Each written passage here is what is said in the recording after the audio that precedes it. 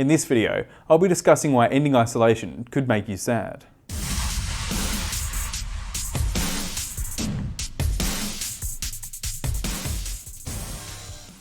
Ahoy, Bryce here from Bryter Training, where we aim to help you and your business grow by utilising positive disruption in combination with our bespoke training programs. Seasonal affective disorder, or S.A.D, is generally associated with the change of seasons and is similar to depression, feeling hopeless, lacking energy, changes in sleep or eating patterns, or a loss in pleasure in things that you might enjoy. These symptoms are starting to be recognised by people as, yet again, their lives and routines are expected to change. Many managers are preparing for a time when things return to normal, with having staff return to the office, and while this may have some economic, social and process benefits, it's important that we consider effective change management and consider the impact on ourselves, our teams and our organisational cultures. Through Bryter Training, we surveyed employees and managers from multiple industries in preparation for the ease of isolation restrictions across Australia, and we found some interesting considerations that individuals and leaders alike may want to explore to ensure people are taking care of their mental health during this time. The first thing to consider is that change equals loss.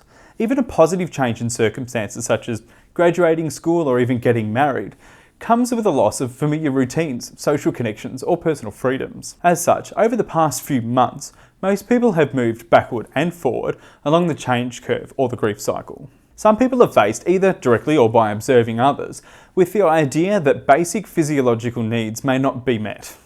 When people are faced with the stress of questioning their ability to, say, pay their rent or buy food, it is vital that they have the support and are made aware of strategies and resources to manage this. From a business perspective, it is important that leaders are careful not to push corporate objectives or personal opinions on team members that are expressing genuine distress. Consider Maslow's hierarchy of needs and ask, where are you or your team members currently sitting? What level is your organisation focusing on? What support and resources do you provide at each stage? Over the past, number of months now, the spread of COVID-19 and other global events have left people questioning their priorities. They have been able to experience a new work-life balance, with work activities being intertwined around exercise, housekeeping and spending time with their children and their partners.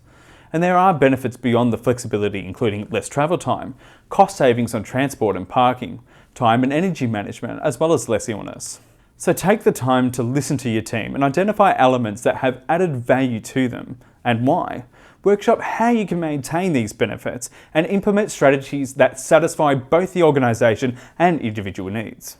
The current situation has also resulted in many people questioning their own needs and priorities more by asking what if and why not. As an example, we are hearing people asking, why can't we work from home several times a week? Or why do I need to spend money and time away from my children, putting them in daycare every day when I can have them home with me some of the time? People are asking how they really want to work and have gained personal experience over the past few months of how life could be. And these are things they are reluctant to give up. Businesses should consider the alternatives before forcing people to get back to normal. Engagement, time, cost savings, office sizes and process improvements are all potential benefits to organisations.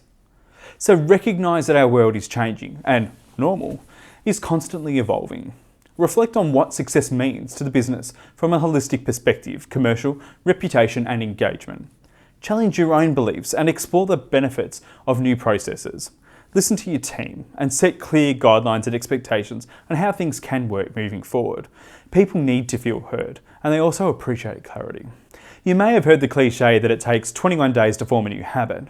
While there are several factors that contribute to this, the fact remains that over the last few months, people have dedicated time and energy in learning new strategies, skills and habits in order to adapt to the current situation. In having people return to work, they need to effectively learn a new habit, to employ different coping strategies, manage different types of stress, let go of new ideas and processes and develop new habits to do things the old way.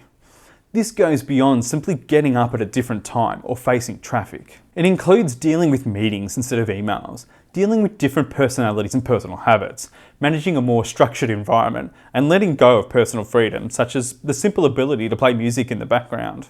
People have not only put in the time and effort to change their perspective and routines to adapt to the isolation rules, but they now need to put in the same time and effort to change their perspectives and routines again.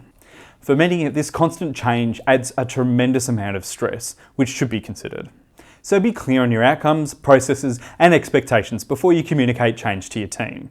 This will minimise the need to make course corrections, which could cause additional stress. Consider introducing change slowly, so that it is less confronting. People are still experiencing a degree of fear and uncertainty. Will I get sick if I go back to work? Will things change again in a few months?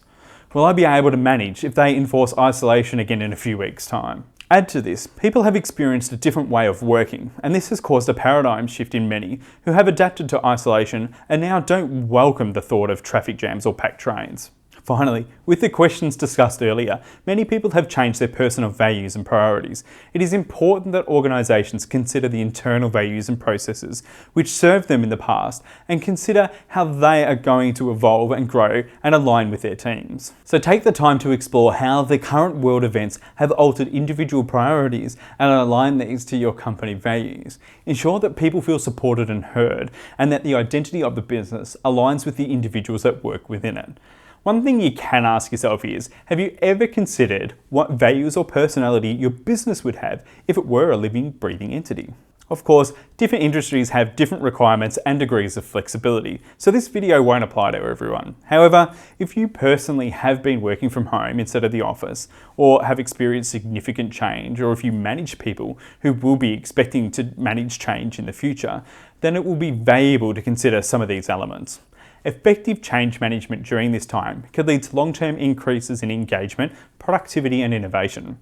It can prepare you to thrive in what will be a new and different future. At Bryter Training, we specialise in the psychology of change management, leadership, and communications, so can work with your teams and leaders to manage change and maintain motivation. We have created brand new programs to address some of the issues raised in this video, including exploring the culture and personality of your business as its own entity, and an in-depth exploration on challenging your own beliefs and habits to better embrace change. For more information on formal training on this topic or any other essential business skill, be sure to reach out to us and discuss development opportunities for yourself or for your team. Our contact details can be found in our website, which is noted in the description below. Thanks again for watching, and have an amazing day.